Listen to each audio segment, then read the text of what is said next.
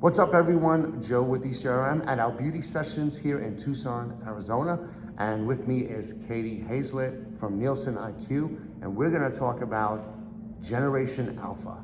Right? So I know over the past few years, Gen Z and millennials have been getting all of the attention, but this Generation Alpha is really starting to do a lot within the beauty category, which you mentioned in your presentation earlier. So can you give an overview of who Generation Alpha is, because some people may not be familiar with that yet, and what's happening with them in the beauty category? Sure. So we really started tracking Gen Alpha, I would say, at the end of last year. We really saw a lot of news headlines about Gen Alpha, wreaking havoc in Sephora stores, selling out really high-end brands like Drunk Elephant, so consumers couldn't even purchase them in stores.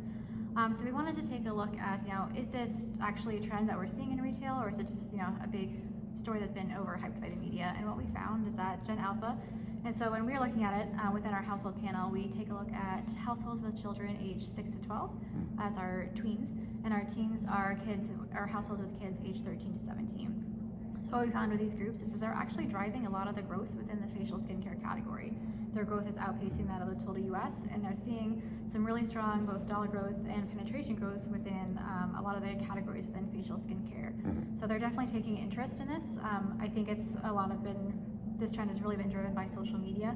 We're seeing a lot of younger influencers that are within Gen Alpha, like Northwest, posting different types of get ready with me videos. They highlight these different products. Gen Alpha are seeing these kind of more high-end skincare brands. I think they kind of just also want that, kind of makes them feel grown up. It's, the aesthetic of having all the skincare on their counters.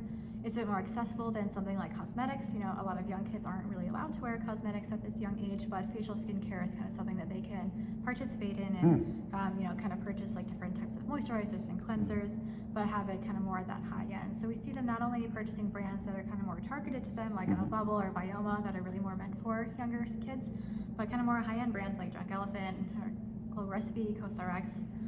They're seeing really strong growth rates with these brands. And what's interesting is it's really their parents' money that they're spending, and they're spending a lot of it. I've seen something on the news about somebody posted a video from a Sephora, and then that caused a run on this one particular product. It was maybe a year ago, something like that. But it's just amazing how they're all leveraging social media and what's happening because of that. How can retailers tap into that? Other retailers? Well, I think one really big key thing about Gen Alpha is just kind of the need for education. I think both brands and retailers need to be careful on, a lot of the skincare has ingredients that really their skin isn't really ready for, like a retinol or vitamin C. So I think there's kind of a fine line between, getting growth from, this new demographic that's kind of entering the category, but you also want to be aware of, what they're purchasing, and, you want to have them be purchasing products that are appropriate for their skin. So I think kind of in the coming times, as further education is needed, more people are kind of talking about Gen Alpha and what they're purchasing. Hopefully with further education, then kind of the shopping behavior will maybe shift towards more brand and item appropriate things for Gen Alpha. Gotcha. Now, how important is social media in all of this, right? So if you're a retailer or a brand that's really not as social media savvy, it sounds like you're going to miss this group.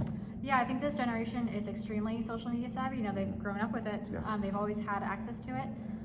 There's Gen Alpha influencers on social media right now, doing their Get Ready With Me videos, or, they can look at other influencers of other generations.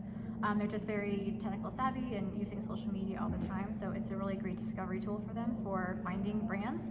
And, things go viral, they see these trends, and then, they want to participate. So I think social media is a really big, and it's just an important thing to be savvy with if you're going to be targeting Gen Alpha. Okay, and speaking of social media, you also mentioned during your presentation how beauty is the biggest category on TikTok Shop. Yes, NielsenIQ is now tracking TikTok Shop. TikTok Shop launched here in the US in the fall of 2023. It was previously in China and the UK, and it has exploded over there. It's already become the #2 e-commerce retailer for personal care in China and cosmetics for the UK. And here in the US, it's actually already the #9 e-commerce retailer for health and beauty, which is really impressive when you think about their short time in market. And then looking at our TikTok Shop sales, health and beauty is actually the #1 category, which is really cool. There's a lot of other, larger ticket categories like toys or apparel, electronics, stuff like that, but beauty and personal care still come out on top. Probably because there's more, obviously there's influences across all the categories, but it seems that beauty and wellness have a very, very large population of influencers.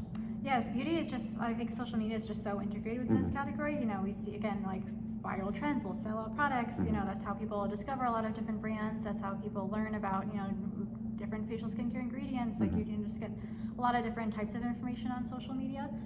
So I think things like TikTok Shop, especially just with a video platform, it's just so easy to highlight, you know, how to use a beauty or personal care product, the benefits of it. You can really kind of showcase what it looks like. Well, the content's right there, right? Exactly. The content is right there. So being able to just buy it right after consuming that, when they're all, you know, excited about the product, that's a really big advantage to them. Yeah, it's definitely just a seamless integration. You know, people don't have to go, you know, oh, I saw this product on TikTok, let me, you know, go Google it and, you know, go to the brand's website or anything like that. They can just buy it right from the... Yeah, so I think retailers, traditional brick and mortar retailers that have e-commerce sites can learn a lot from watching what TikTok Shop is doing, and hopefully implement some of those techniques and strategies so that TikTok Shop doesn't steal all that. Yeah, it's definitely a beauty retailer business. to watch as it continues to kind of climb the ranks within Awesome. e-commerce retailers.